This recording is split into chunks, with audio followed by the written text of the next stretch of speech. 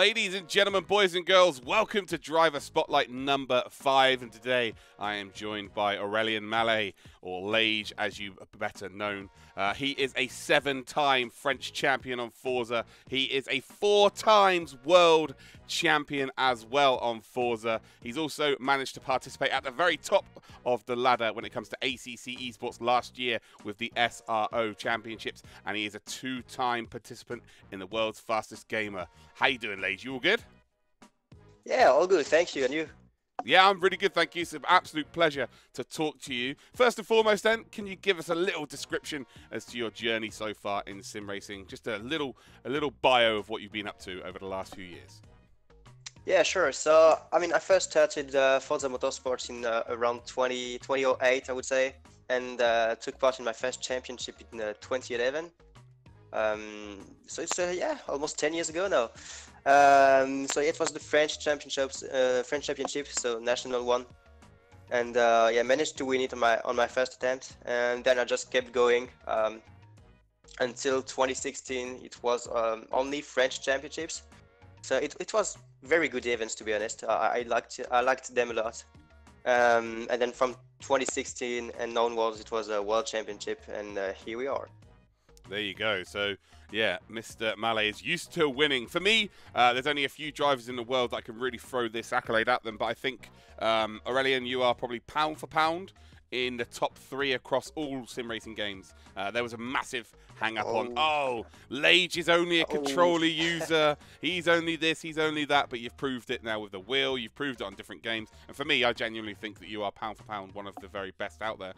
So again, a massive privilege for me to be able to talk to you.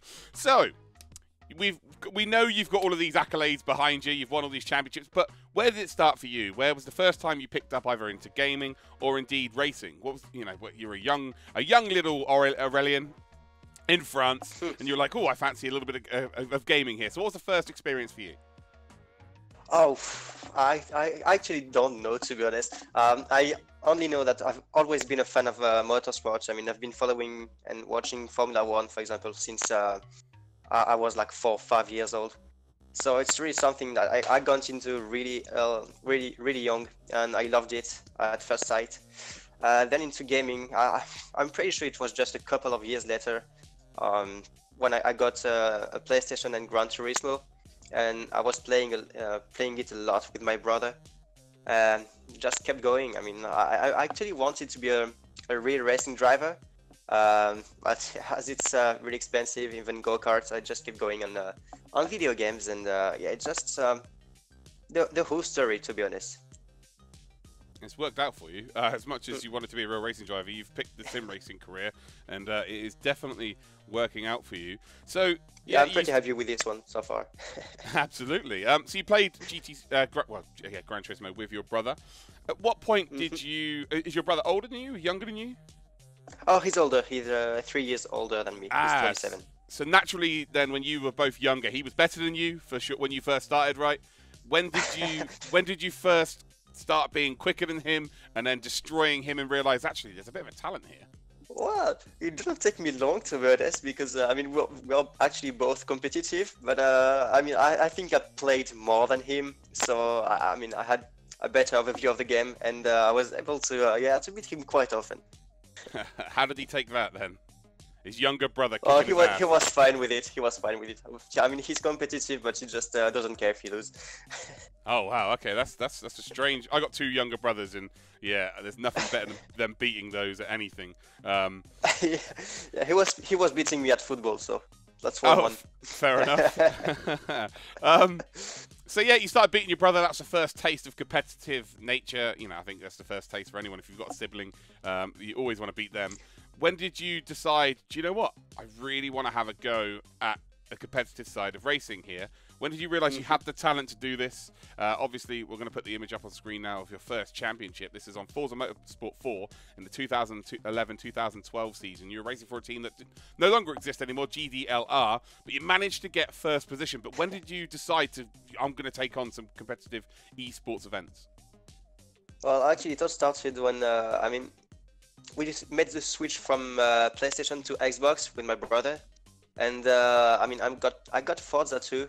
I was just playing on my own, without Xbox Live or something like that. I mean, nothing. And then when Forza 3 came out, I also got the Xbox Live, and then I saw how slow I was compared to the best in the world. And I just had the motivation to improve and to reach that level.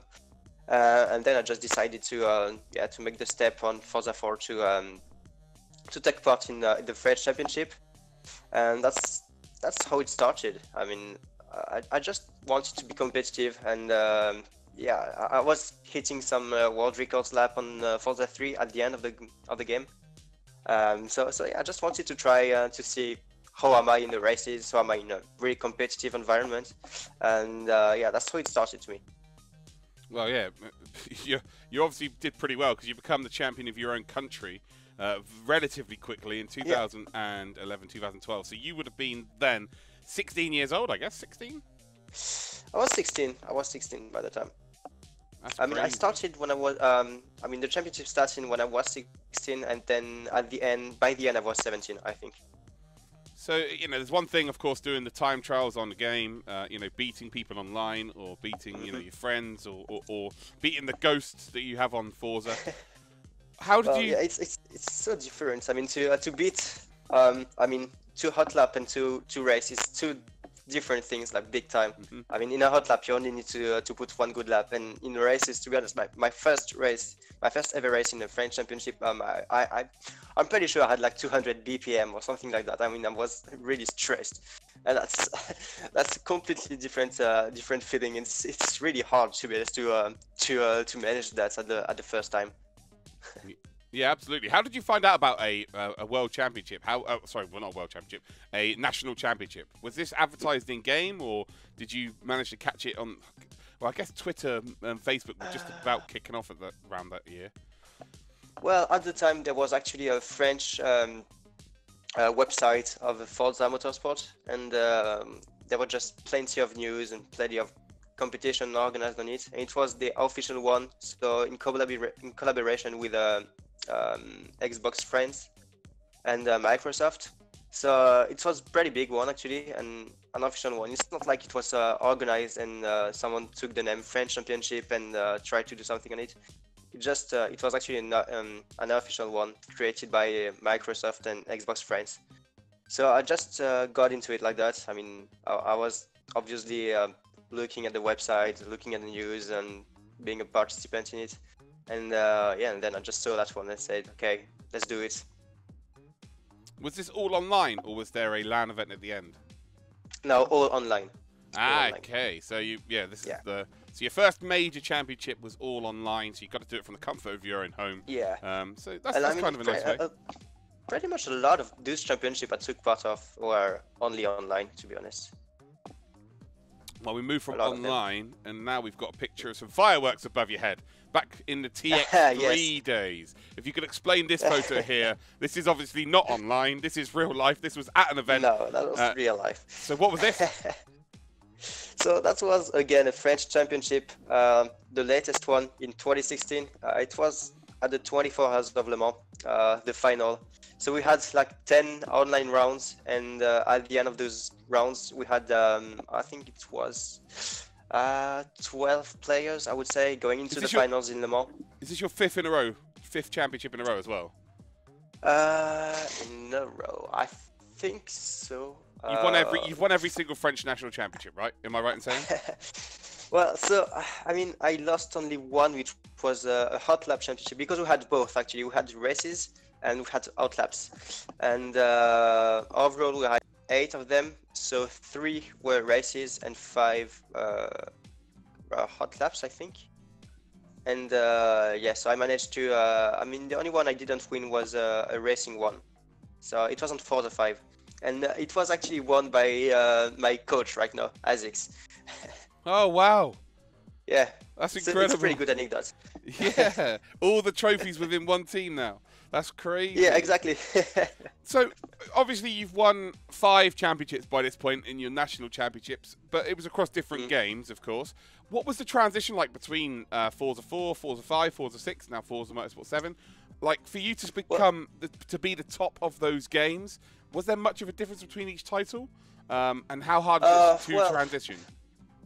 of course, there are small differences. I mean, the gameplay isn't the same. I would say it's like FIFA. When you go from FIFA 2017 to FIFA 2018, I mean, I think you can spot small differences.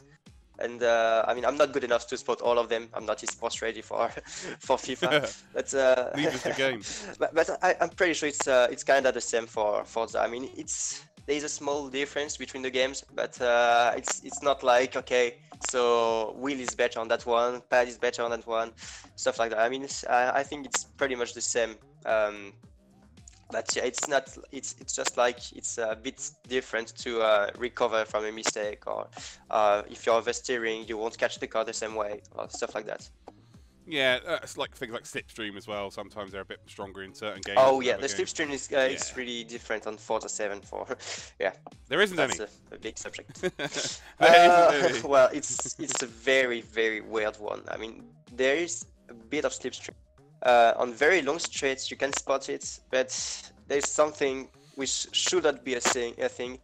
But not Forza. When you get closer to the car in front of you, he actually has a slipstream push or whatever. Yeah, you're pushing them away. I mean, so yeah, exactly. So the car in front is just going away, pulling away from you, even though you have the slipstream.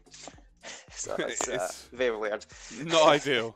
Not ideal at all. Absolutely not. No. So trying to tell Laige's story is going to be really tough here because there's so many championships this guy's won. So I'm going to try and do it in order of how it's gone and try and just tell the story the best I possibly can. So again, we've got this picture on screen. That's the 5th championship we're kind of figuring out here. Now we've got the picture of you on your friend's shoulders here, the TX3 team. Who are those 2 lads underneath you? And that's the same trophy as well, isn't it, right?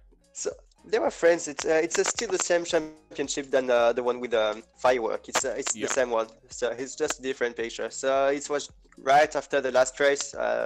So yeah, it was 2016 Le Mans still, and so they just decided to come to me and to put me on their shoulders. So I wasn't expecting that at all. So it was fun. I liked it, and a good way to celebrate a win.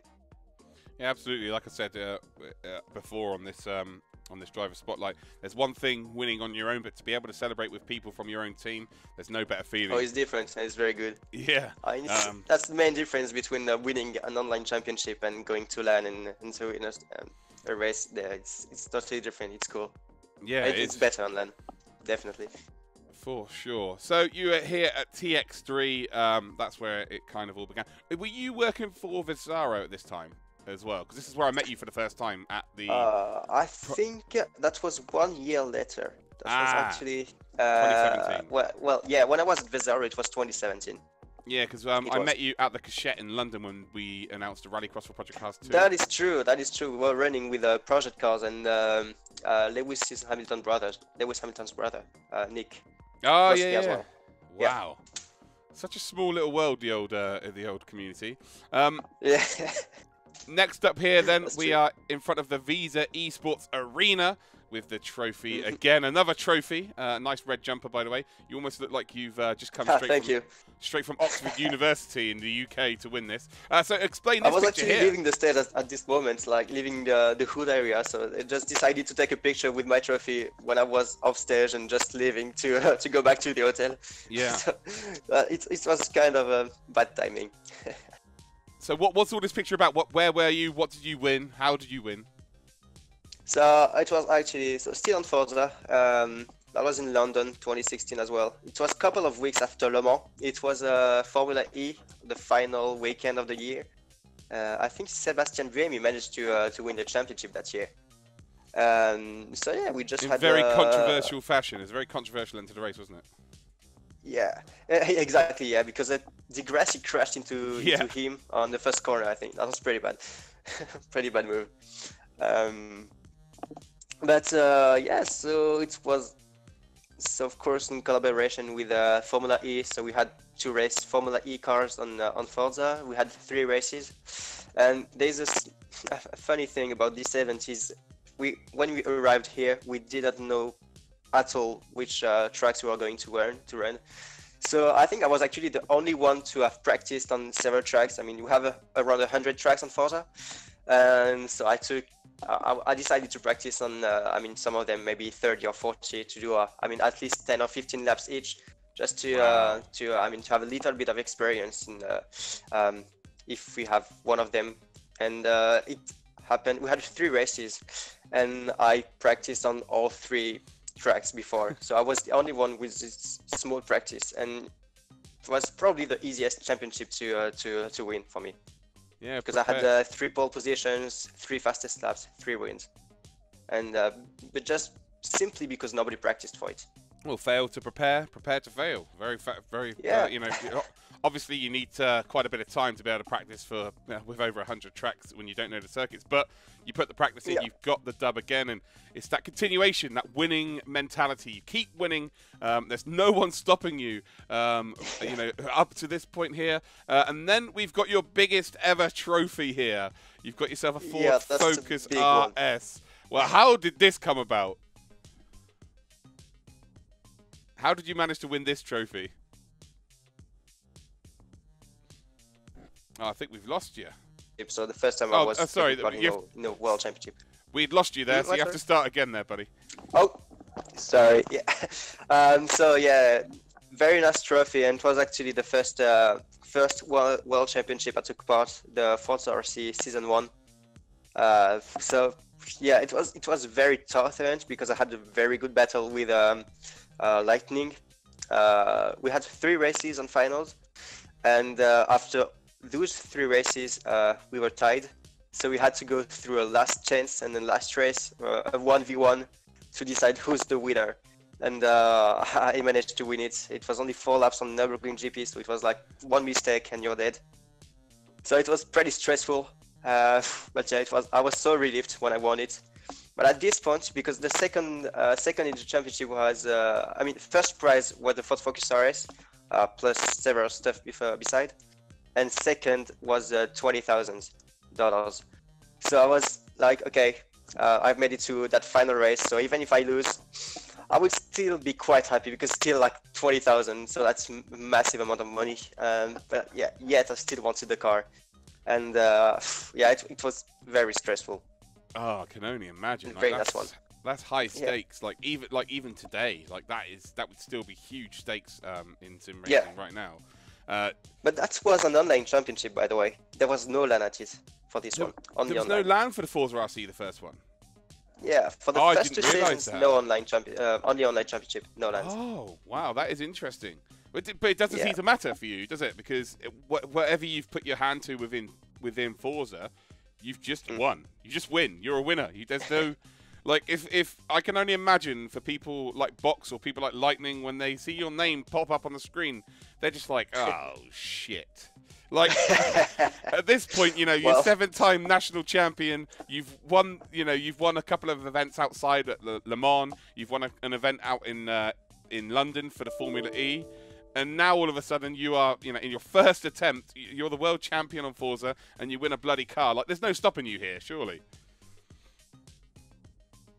I think we've lost you again here. I'm not so sure. There we go. You're back again. How do you... Oh yeah, I lost you. Yeah. How do you... So you're right at the top of the game. How do you continue to improve? What are your targets beyond... You know, obviously you're already the best in the world. You've achieved everything. How do you keep that hunger? How do you keep progressing and making yourself better?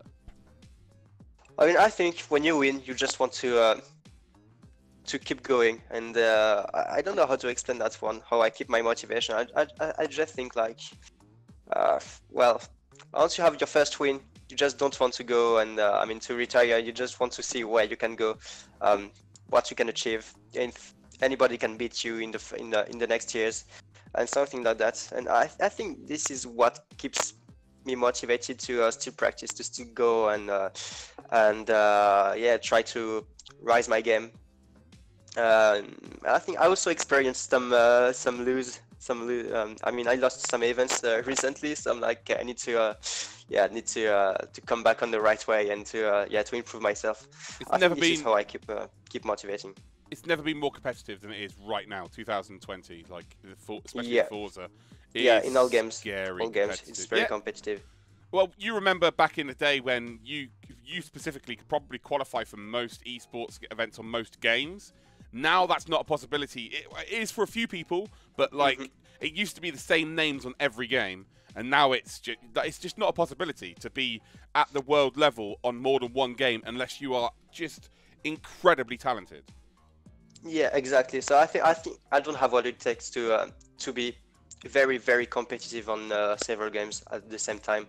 I mean, if I want to be competitive on other games, I would have to drop Forza, and I mean, I won't be able to win any of them. I would say I mean, it's so hard nowadays to be able to reach the top level on 2 or 3 or 4 games. I mean, I could only say very few names who could be able to achieve that.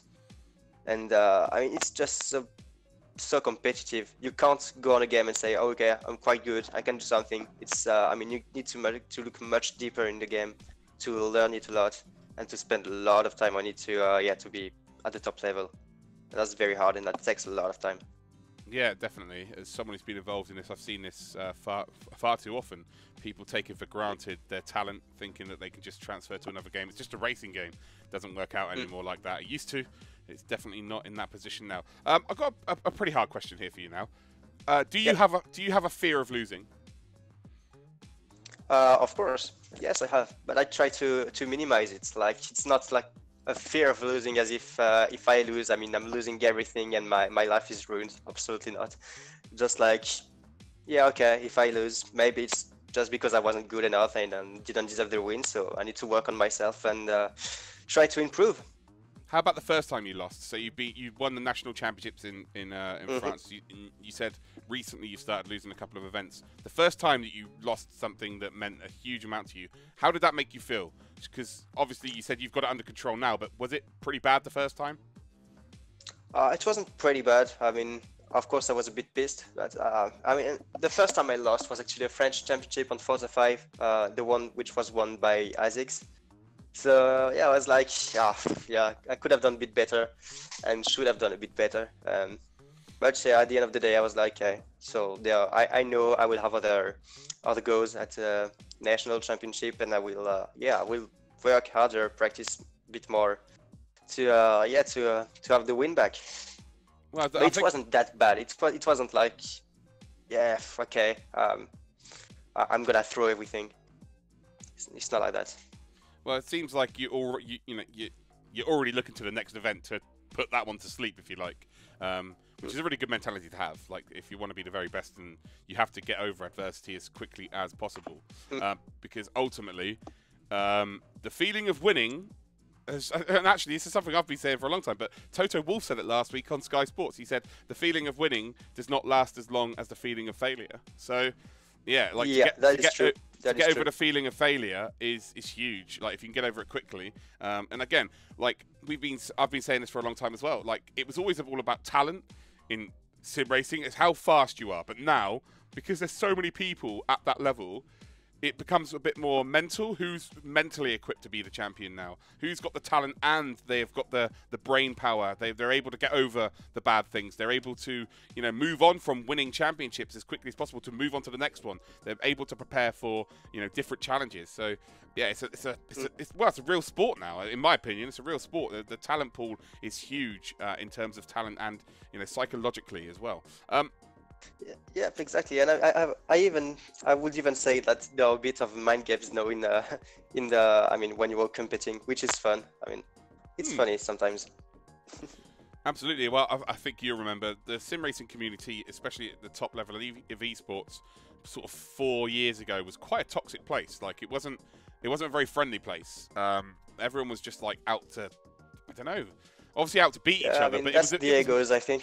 Yeah, everybody was like, okay, I can win events, you're just shit or something like that. But no, it's not like that anymore. No, I would it's say not. Only few people could be toxic, but I mean, some guys, I mean, are just, humble now, and they know if they don't put the work for it, they won't win anything. I think the prime example is where obviously I met you last year at the Formula 1 esports finale. And, like, there were so many different people from different games. Like, I'm from different games, and this is you, and then there's a Formula 1 crowd. And we're just all smiling, all having a laugh. And we wouldn't have had that 4 years ago. Like, 4 years ago, it would have been it would have been like a school disco where the boys and the girls sit on opposite sides of the room. Like different games would have been in different communities. It would have been horrible. But now it's like everyone appreciates each other. I think that's probably what the right word is for this one, and it's a good thing to be. Yeah, I think everyone respects each other, and that's a huge step forward for the community. I think. Absolutely. Be able to respect the other ones. So you've now got the picture here with you with a golden Xbox controller and an Xbox One, but you've got the G2 shirt on here. So you've gone to a massive powerhouse in the world of just the world of esports, but now in the world of sim racing, of course. How did that come about? How did you manage to get yourself on? Well, I know how you did. You're amazing at Forza, but like, yeah, how did that come around? Well, I mean, I've got in touch with Danny, who was basically the guy who was he was the manager of the project. Danny Engels. G2 and Big respect. Exactly. Love that guy. Yeah. Hi, Danny, if you listen to me. he might watch. Who knows? What? Sorry. He might watch. Who knows? Oh, maybe. I hope so. Put in the comments. Post in the comments, Danny. Yeah, I will tag him. Yeah. So he has to see. So yeah, I mean, so I just got in touch with Danny, and when Forza was releasing the info of the Forza RC championship, with I think at that time there was already $250,000 to win. Crazy number. So a huge amount. And this is the first on. This is the first one with like the LAN events as well, right? On Forza RC, season 3. No, I think season 3 was the final event was at this was season 24 4. hours. Yeah. Sorry. Yeah. So yeah, that was season 4 here. So it was actually the second event offline and at LAN. So yeah, we had I think we had 3 races in this one, but it was an invitational, so it was like the first event for the year. So it was just to launch the championship. It wasn't, I mean, there wasn't anything for winning here except an Xbox. I mean, that's nice. It's not like you're racing for dollars. Yeah. But you already must have one of those to have qualified. So it's a bit like there's just a spare one. Yeah, it's like you're playing football and you qualified for I don't know, the next round of a cup in football, and they give you a football. It's like, I've already got one of those. Yeah. But no, of course, it's still nice. Yeah, it's just a spare one, you know. I mean, at some point you need a spare Xbox, because when you're playing so much like that, it can burn. So it's like, yeah, I liked it anyway. No, of course, yeah, fair play. I'm just joking, but yeah, it was useful at the end of the day. But yeah, so it was just the first event of the year. I think it was March 2018, and I think the second event was actually June. Then we had another one in September, and then the finals in October. But it was just the one to launch the year. So you've obviously been national champion. You've been world champion now. When you heard about the 250,000 prize pool, what was your initial thoughts on that? Being the best in the game. Well, you are the best in the game. I think it's pretty easy to guess. What was my reaction when I saw that? I was just happy. I was like, okay, let's do that. Let's go. And yeah, I mean, I'm looking forward to it. Traveled down to Paris, got onto the top of the Eiffel Tower and just screamed, Forza! Well, this is something I could think of, yeah. So I'm actually quite interested. I didn't. I'm quite interested to know how your parents were with all of this esports stuff. Did they ever step in the way, or have they always been quite good with you? Well, I mean, their reaction changed as soon as I started winning. So I think at the beginning, you know, I was playing a lot without competing, without doing anything. So I mean, it's just like, you know, that a small kid just playing Xbox like all day long. I mean, not all day long because I had school, but you know, it's a bit of that stereotype. And so yeah, of course they were like, "Okay, Joe, I mean, go to work, go to do your homework, and I mean, study." And I mean, at the beginning, because I was playing quite a lot, they were like, "Okay, that's just a waste of time." And then as soon as I started winning with that first French championship, they were like, "Okay, so maybe there's something to do. So as long as you continue your studies and yeah, you can do whatever you want." and but yeah, I mean, their reaction changed at that moment when I won my first French championship. Yeah, I can only imagine. But how were they? What was Yeah, their? no, they are supporting me, by the way. Oh, really? Yeah, kind of, yeah. So what was their reaction? So obviously they've got over the fact that there's an opportunity here, and then you've won a car. So the first of all they see the car and they're like, oh my god. But when you told them that the next championship, bearing in mind they knew that you were the best in the world at this point, that the next competition is worth $250,000. What was their reaction to that? Just told me, okay, go for it, and yeah, try your best. I was still studying at that time, by the way. I had my baccalaureate, and I was doing. I was on my bachelor degree when I was. Wow. When I was running that competition. That's madness. That's a bit like Mikhail Hizal, who we spoke to last time. He Yeah, I saw he wasn't able to go to Sydney because he was studying or something like that, or passing exams, I think. It's hard to do both, really, especially when it's like a 24-hour flight. Yeah. So your parents were like, they started off by going, oh, no, we don't want you getting on the Xbox. You've got to finish your studies too. You should stop studying. We want you on the Xbox now. We need you practicing no, to they win never money. said that. They never said that. Have you seen the memes on Forza, on Fortnite, though, when that kid won $3 million and then you've got all the memes of the parents forcing their kids to be on the computer? Yeah, I mean, when he's winning, $1 million at 16 years old, you can understand that. I think that's madness. That blows my mind. Maybe we'll be in that position one day in sim racing. Who knows? Hopefully. Well, there was already the Vegas event with $1 million. Yeah. Bono won it. Yeah. Yeah, Bono. He's gonna be coming onto this show actually. He's one of my really. Nice. I love him. One of my really good friends, like genuinely. Yeah, he's a good guy. Yeah. Oh, he's a lovely chap. But yeah, we're gonna be discussing that and the storyline between him and Ollie, of course, at the time, because Ollie won but didn't win because of it's a bit of a mess. But I remember that. Yeah, I totally forgot. That was the first ever real controversy in sim racing, so that's going to be interesting to talk to him about, actually. But yeah, that was really fair play from Ollie, by the way. It was very honest of him. Fair play to him. Again, I don't want to bring it up too much now because we want to bring it up with Bono. But yeah, that was crazy. But we've now got you on the podium here in the Series 2 playoffs for the Forza RC in 2018. Here you've got, is that an NSX behind you? Can't really tell if that is behind Yeah. I thought it was the prize for winning it, but unfortunately not. It was just a car to show off here. I would have liked it, yeah. But no. Sorry, this is for me when Forza really up their game in terms of esports. Like, of course, we know that these companies like Turn 10, they're all trying to sell games off the back of esports as a marketing campaign. But this is the first time where, for me, they really looked after their players. Like, this was a chance to create stars in the world. There, you've got your actual teammate, your new teammate now, Box to your left-hand side there, and who's that from? Williams, I believe. That's Mitch. Yeah. Mitch. Of course. So that is that wasn't actually the Forza RC Championship, was it? That was just a playoff. I've lost you again. Sorry about this. Aurelien just keeps disappearing. I don't know what's going on with his headset, but he keeps disappearing. Hopefully he'll be back shortly. But he does just keep disappearing. There he is. He's back. Yeah. Oh, right. Yeah. So, okay. I lost you again. So explain this picture here then.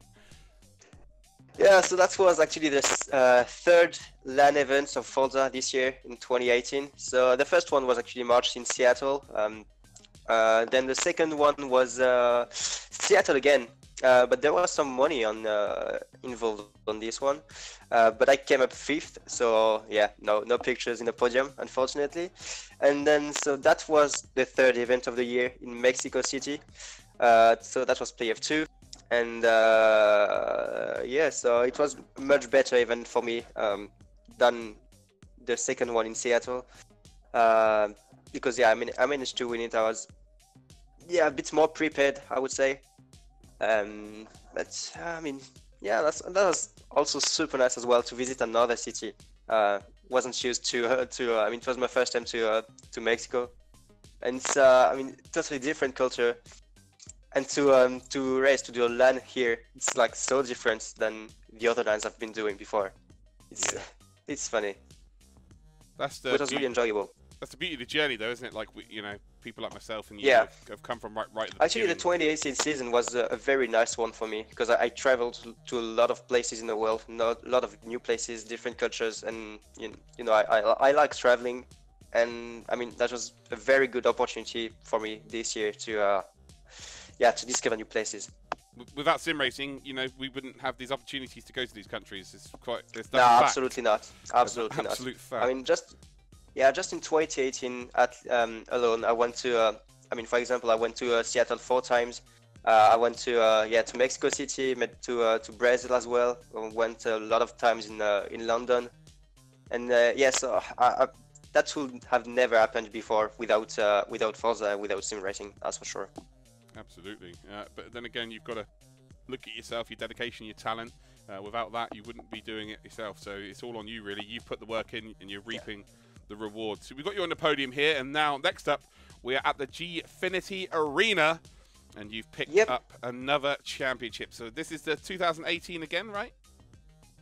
Yeah, so that was the final event of the year, and because playoff 1 and playoff 2 was only part of the championship, like, okay, you need to score points, and then the final event was the massive one. Yeah. And yeah, it was yeah, so the same format, you know, semi-finals, Group A, Group B, Group C, and then the finals. And yes, it's very stressful because, you know, the difference between now and 2018 is 2018 was individual, so the competition was very, very strong, and everybody was playing a lot to yeah, to improve and to have the best pace. So it all came to a very small difference in track, and I'm really happy that I managed to be able to get out of the pack quite quickly. I practiced a lot in having the pace like by lap 1 and lap 2, whereas some people were just practicing to have good lap times and to be consistent but not straight away. And I think that really made the difference this year. Yeah, qualifying on Forza especially is absolutely key because, like we said, the slipstream is pretty much non-existent. So if you can get out in the lead, you can control the race a lot easier than in other games, if that makes sense. But yeah, that's it. Although you are still up against the world's best, so it's not as easy as it may sound that I'm putting it here. But this was the last time that this was an individual championship. So 2019. Well, actually, no. Let's go to World's Fastest Gamer first. Actually, so last year you were in World's Fastest Gamer. We had James on for episode number 2, and he obviously he won that there. So you've been involved in both of these events, and actually you were on Rudy's team for this, by the looks of things. Yeah, that's true. Winner of the first World Fastest Gamer. Yeah. So he was my competitor before. I know he was my coach. he is the banter king in sim racing. I tell you that much. He's a really nice guy as well. He's funny. So what was it like being involved in the world's fastest gamer? Like, again, you know, Forza gets its flack from people. Oh, they use controllers and it's rubbish. And, you know, if you've got $250,000 on the line, you could be using a bloody joystick for all I care. That's right at the top level. Oh, yeah, definitely. Straight away. I don't mind that. But this is an opportunity where you have to be using the same equipment. You're using the steering wheel setup for the sim racing part, and then you're racing in real cars. So this is, you know, to qualify for this level is absolutely huge. You've also got, just to name a few here, we've got Erhan Jajowski, who was a McLaren Shadow finalist. We've got Kaki there, who was a Project Cars 3 times world champion now. So that is we had some big names, yeah. That's a lineup there, isn't it? Yeah, that was definitely, like, I think, the toughest competition. I mean, if you look at the names, the people are just really, really fast and amongst the best in the world in all games, basically. And yeah, that was tough competition. Sadly, I think we only raced R Factor 2 on the sims. So it was like, yeah, I mean, it would have been better in my opinion if he raced several games, not only one.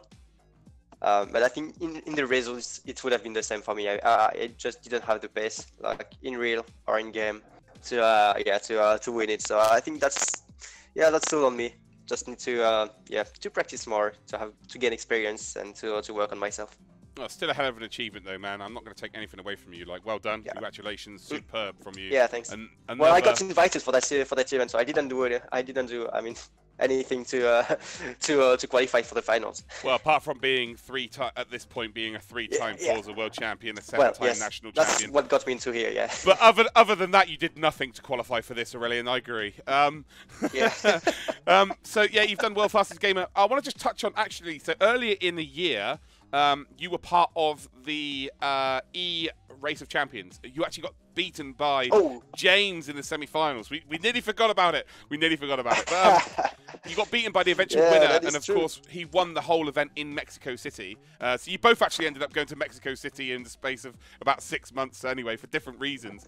But this was, for me, this is when I noticed you. So, not noticed you. Obviously, we've met a few times before that. But the first time I'd noticed you on a different game where you were absolutely lightning. So, you were, it was a Seto Corsa, and it was a made-up track. It wasn't a made-up track, was it? Was it the actual Mexico City track they used? I think it was actually the track for... They built it for especially. I can't remember exactly what year, but it wasn't a made-up track for a Race of Champion events, but from the past years. But you and James were just, you were the standouts by a country mile in that. Like, there was some unbelievable, they had Mitchell de Jong in that, didn't they? I'm just trying to think of the Mitchell other was there, I think, Johnny Tomola as well was there. Yeah, Johnny Tomola. There's so many, like the who's who of any sim racing event. Magic Michael was there, Christ. It's hard for me to remember all these names, but there's so many bloody talented son of a guns in that. And if you hadn't met James in the semi-final, you would have got to the final. It would have been a final between you two. It was probably, yes, because the final was against Yoni, and I think I was a bit faster than him. Yeah, just only a but little who bit. knows, you know. We're teammates now, so it's all good. Yeah, exactly. Yeah. Yoni, to him as well. Yeah, I love Yoni. He's ace. He's a lovely guy. Oh yeah, he's really cool one. He was the A1 Esports Season 2 champion on Project Cars. Yeah, one of my first ever commentaries in Austria, which is quite cool. And I was actually supposed to present him the trophy that night, and he sent me a picture. He WhatsApped me saying, "Where are you?" And I was like, "Oh, I'm still at the event waiting for the presentation." He sent me a picture of him in McDonald's with a trophy and a big, massive check. I'd missed it because I was too busy dancing. Nice one. Yeah. But Johnny's amazing, really nice lad. So we move on from the world's fastest gamer. You did the E-Rock. Like, is there anything this guy hasn't done? And then it happens. So the Forza RC has changed. Its transition. It's gone from an individual championship and then into a team championship, and you can see there that to the right hand side is Box, who was on the podium for the previous picture we saw. Actually, all three of you are, aren't you? Yeah. Is that all three of you? Well, no. No, that's Venom actually on the far right. That's not Mitch. Yeah. No, Mitch. It looks like the guy on the left of you looks like Mitch. It's not. Of course, it's not. But no, that's Azix actually on the left. Yeah, of course. Sorry, everyone looks so similar. So he won the second national championship. Yeah. The only one I lost. That's him who won it. It's pretty funny now to just to have him in the team. I've just had to look really close into the picture. That's why I've got that mixed up. But yeah, so Box and you, for me personally in Forza, have been the number 1 and 2 for a good, I don't know, 2 years, just over 2 years. And then maybe, yes. So you were the first one to go to G2, and how did Box get involved? Oh, I got him. I got him in the team. I mean, agent. Because I knew, because I knew that it was going to be a team championship, and I was actually thinking about who I want in the team. I mean, by the first event, I think in 2018. I mean, so we had the first event in Seattle, then the second one in Seattle as well. By the second event, I kind of knew it was going to be into a team championship in 2019. So I started to talk to Box and Venom at that time.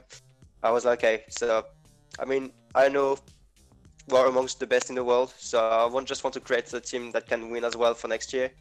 So I mean, we were being rival at that moment, but at the same time, I was like, okay, I need to build something for the next year. And I mean, Danny just gave me the white card to bring who I want in the team, and I think that turned out pretty good. Not bad, yeah. There's been worse endings to the story. I'm not gonna lie. But yeah, you won the Forza RC. We touched on it earlier. Like, there's one thing winning with you like all on your own in an individual championship, but to win with teammates, there's no better feeling celebrating with people who are in exactly the same position as you. So how was that for you? It's a bit harder. It was a very good feeling because it was actually a bit harder, and it took us much more time to to adapt to the formats and to choose the cars. Because the format was actually completely different than 2018. We had to build the cars to have we had hundreds of possibilities. We had to choose cars. We had to build them. It took us so much time to get things right. So at the end, it was more of a relieved feeling than being happy, to be honest. I was like, of course I'm happy, but it's like, okay, it's done. We've done everything right. And we've made the good choices, and that was pretty good. As a spectacle, like as much as Turn 10 get the criticism because of the people shouldn't be top sim racers on controller. As a spectacle, it was fantastic to watch. It really was. Yeah. And, your performance was. Yeah, I'm happy to hear that. Yeah. Yeah, and that was like I think with me now. I'm just a nerd for sim racing. I just love it. I just love seeing the competitive nature, and I love seeing you guys do well, and I love seeing you guys earning a genuine living from sim racing. It puts a smile on my face. So that was it. That's the last thing that you won, the Forza RC Championship in 2019. So what does the future hold for you, Mr. Laige? What's going to happen now for you? Well, I think there's going to be another Forza RC season this year. So it hasn't been announced yet, but I think it's going to come fairly soon. So this one is definitely on my board to do. And then we have also the Le Mans Esports Series. So we've done 2 rounds so far, and we're on the qualifying spots to go to the finals. That's the only black mark on your. That's the only black mark on your resume, right? That's the one you need to put right. Yeah, exactly. Yeah, because I raced 2 times at Le Mans, and both times I came second. So I have a revenge there, and that's something I haven't achieved there, and I want to. So yeah, I'm working for it. Okay, I'm going to ask you one final question. If there was anything you would change about Forza esports, what would it be? Well, I think I gave my feedback to the organization already about what I would change for the Forza esports. One thing I would change is basically the slipstream in the game. Like, we have several stuff to improve in the game, to make Forza a very good one for esports, and the slipstream is definitely one of them. Yeah, I think that's fair enough. Well, there we go. There you go, ladies and gentlemen. There is your driver spotlight with Aurelien, Laige, Mallet. I want to say a massive thank you to you for coming on, mate. I wish you all the best for the future, but I only see dubs everywhere. I see dubs all over the place. I think you're going to be winning a lot more championships as it indeed does progress in your career, and you're only 24 years old. That's quite a scary thought to see there. So anyway, thank you very much for being on, mate, and maybe we'll do a follow-up in a few months' time when you've won another 73 championships. Why not? Why not? if I win, okay, I will do that. We will do that. Absolutely. Right, so it linked in the description, ladies and gentlemen, of Aurelien's Twitter. Again, make sure you go follow him and go and just check out this guy's journey. An incredible ambassador for French sim racing, for world sim racing. He's a fantastic talent, and I do genuinely look forward to seeing what the future holds for this young man. Anyway, that is episode number 5 of the Driver Spotlight. Please, as usual, get your comments below as to who you want to see next on this show. We're going to try and get as many people on as possible. I think episode 6 is going to be David Perel. Obviously, we have had the money in sim racing chat with that man, and it was really good, but we're actually going to talk about his career specifically in real racing and sim racing in episode number 6. But anyway, thank you very much for watching. I've been Actual Vision, and I shall see you all next time. Bye-bye.